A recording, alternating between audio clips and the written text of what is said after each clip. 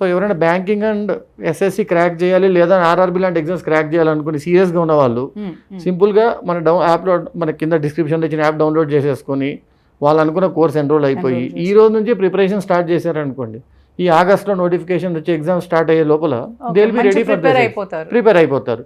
ఒకసారి ఎగ్జామ్ రాస్తారు, first time miss అయింది అనుకోండి, ఎందుకు మిస్ అయిందో తెలిసిపోతుంది. తెలిసిన తర్వాత అక్కడ మళ్ళీ ప్రిపేర్ అవ్వాలంటే మళ్ళీ మన వీడియోస్ ఎలాగో అందుబాటులో ఉంటాయి. సో ఈ 1 year కోర్స్ కనుక వ్యాలిడిటీ కనుక వాడుకోగలిగితే నెక్స్ట్ ఇయర్ ఈ టైం కల్లా వాళ్ళు ఏదో ఒక ఎగ్జామ్ క్రాక్ చేసుకుంటారని ఆశిస్తున్నాం. ఇప్పుడు ఆగస్ట్ తర్వాత మళ్ళీ ఎప్పుడు ఉందండి? మనకి జూన్ నుంచి ఐబీపీఎస్ నోటిఫికేషన్ స్టార్ట్ అవుతుందండి.